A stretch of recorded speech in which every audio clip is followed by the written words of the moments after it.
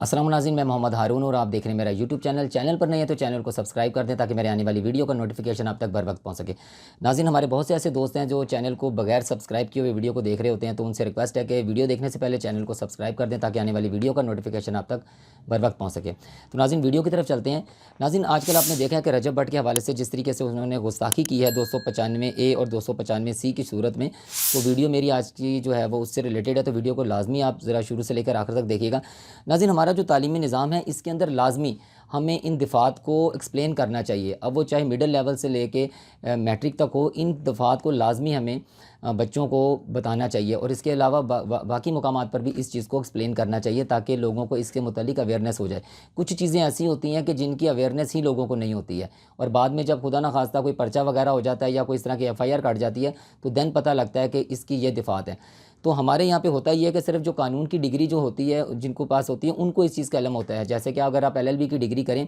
तभी आपको इन तमाम चीज़ों के बारे में पता चलता है, अदरवाइज़ आपको मुख्तलिफ दफ़ात का पता ही नहीं होता। अब बाकी तो चलें, एक मुकम्मल डिग्री तो ज़ाहिर बात है कानून की मुकम्मल तालीम होती है, उसके बाद ये डिग्री मिलती है, उसके बाद आप वकील बनते हैं, तो वो एक अलग बात है, ठीक है। लेकिन बाकी कुछ ऐसी दफ़ात हैं जो रोज़मर्रा की ज़िंदगी में भी आपको पता होना बहुत ज़्यादा ज़रूरी है। तो उस हवाले से ऐसी दफ़ात को एजुकेशन का हिस्सा बनाना चाहिए ताकि लोगों को अवेयरनेस ज़्यादा से ज़्यादा हो सके, बच्चों को शुरू से इन चीज़ों के बारे में पता चलता रहे। आपने देखा होगा कि कुछ दिनों पहले जैसे बुक्स पर आपने डेंगू से हवाले से तशहीर जो है वो शुरू की थी गवर्नमेंट ने, डेंगू अवेयरनेस के हवाले से। तो आप यकीन करें कि उसका इतना ज़्यादा फ़ायदा हुआ था कि बच्चों को बहुत ज़्यादा अवेयरनेस हो गई थी कि डेंगू से किस तरह बचना है, किन औकात में किस तरह के कपड़े पहनने हैं। ये तमाम चीज़ें जो हैं बच्चों को अवेयर करने में बहुत ज़्यादा सूटेबल साबित हुई। और इसी तरीके से अगर आप इन दफ़ात को भी मेंशन करेंगे, बताएंगे, तो इससे बहुत ज़्यादा अवेयरनेस लोगों में हो जाएगी और ये इस तरह की फिर दोबारा कोई गुस्ताखी करने की दानिस्ता या गैर दानिस्ता दोनों तरीक़ों से कभी कोशिश करेगा ही नहीं। तो इसलिए बहुत ज़रूरी है कि हमारे तालीमी निज़ाम के अंदर इस चीज़ को लाजमी ऐड करना चाहिए। इन दफ़ात में से जो बहुत ज़्यादा यूज़ होती हैं, आपने देखा होगा लोग कर गुजरते हैं और उन्हें पता भी नहीं होता कि ये इसके क्या मतलब है, इस दफ़ात का क्या मतलब है, तो उनसे वो गलती सरज़द हो जाती है। अब वो चाहे दानिस्ता तरीके से हो या गैर दानिस्ता तरीके से हो। तो इस हवाले से लाजमी एजुकेशन के अंदर इस चीज़ को ऐड करना चाहिए ताकि ये जो मेजर दफ़ात हैं इनके बारे में, ख़ासकर जो रिलीजियस से रिलेटेड होती हैं, इस हवाले से ऐसी दफ़ात को लाजमी एजुकेशन का हिस्सा बनाना चाहिए। अब नाज़रीन, इसी तरीके से देख लें कि जिस तरह का रजब भट्ट पे जो भी पहला केस हुआ था जो क्रिश्चियन कम्युनिटी ने किया था, तो उनने बाद में कई लोगों को इस तरीके से पता ही नहीं था उन लोगों को कि भाई क्रिश्चियंस को आप मसीही कहेंगे सिर्फ, यानी कि आप उन्हें मसीही कह सकते हैं,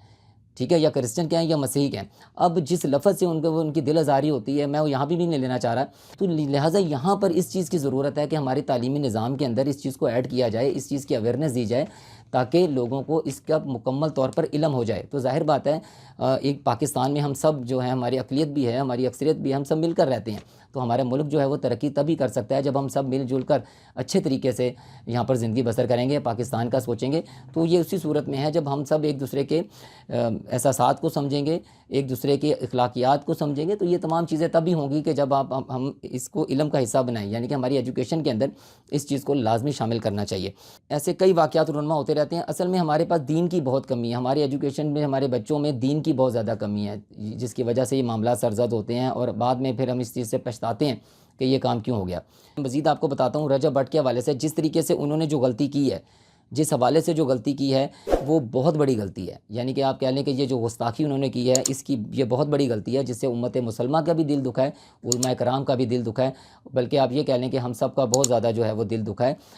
एक गुस्सा भी है। लेकिन इसके साथ साथ देखें जिस तरीके से उनके पास उनके दोस्त भी होते हैं, वकील, उनके कई दोस्त ऐसे हैं जो वकील हैं, वो उनको गाइड कर सकते हैं। ज़ाहिर बात है, आप देखें ना जिस परफ्यूम का नाम उन्होंने 295 रखा है, तो ये इतनी जल्दी तो नहीं लॉन्च हो गया। तो इससे रिलेटेड अगर उनके कोई दोस्त जो वकील थे, आखिर उनको तो दफ़ात का पता होगा, उन्होंने इस चीज़ पे क्यों नहीं रजब को कायल किया कि ये चीज़ आपकी गलत है, आप इस चीज़ को चेंज करें। ज़ाहिर बात है, अब भी तो कुछ दोस्त उनके इस तरीके से उनकी साइड ले रहे हैं, जो उनका दिफा कर रहे हैं, तो इस हवाले से ये एक बहुत बड़ी गुस्ताखी की गई है। लेकिन इसके साथ साथ मैं एक चीज़ ये कहता चलूँ कि जो मुक़द्दस महीना हमारा चल रहा है रमज़ानुल मुबारक, इस हवाले से जिस तरीके से रजब ने कुरान पर हाथ रख कर माफ़ी मांगी है और इस सिलसिले में हज़ूर सल्लल्लाहु अलैहि वसल्लम से भी माफ़ी मांगी है, उम्मत मुसलमा से भी माफ़ी मांगी है, तो एज़ अ उम्मती, हज़ूर के उम्मती होने के नाते। और आपको एक मैं वाक़या बताता चलूँ, जिस तरह कि आपको पता है कि फ़तह मक्का के मौके पर आपने सुना होगा कि जब मक्का फ़तह हो गया था, तो उस मौके पर जो बड़े दुश्मन थे हज़ूर सल्लल्लाहु अलैहि वसल्लम के, और आप ये भी कह सकते हैं कि वो ऐसे दुश्मन थे कि उनको माफ़ करना यानी कि उनको नाकाबिले माफ़ी उनका जुर्म थे, लेकिन उसके बावजूद हज़ूर अकरम सल्लल्लाहु अलैहि वसल्लम ने उनको माफ़ फरमाया और उनकी तमाम यानी कि जो भी उन्होंने उससे पहले किया वो भी उनको माफ़ कर दिया। तो एज़ अ उम्मती होते हुए,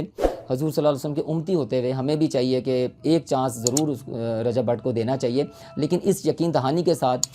वो भी इस यकीन दहानी के साथ कि आइंदा के बाद वो इस तरह के काम नहीं करेगा या इस तरह की गलती उससे सरजद नहीं होगी। तो हमें एक चांस ज़रूर देना चाहिए। हज़ूर सल्लल्लाहु अलैहि वसल्लम ने तो अपने बड़े दुश्मनों को माफ़ कर दिया, कफ़ार मक्का को माफ़ कर दिया, जो हज़ूर सल्लल्लाहु अलैहि वसल्लम पर को पत्थर मारा करते थे, हज़ूर सल्लल्लाहु अलैहि वसल्लम को लहू लुहान कर दिया करते थे, तो हज़ूर सल्लल्लाहु अलैहि वसल्लम ने उनको भी माफ़ फरमा दिया, कभी उनके लिए बददुआ नहीं की। तो यहाँ तो एक मुसलमान कुरान को हाथ में रख कर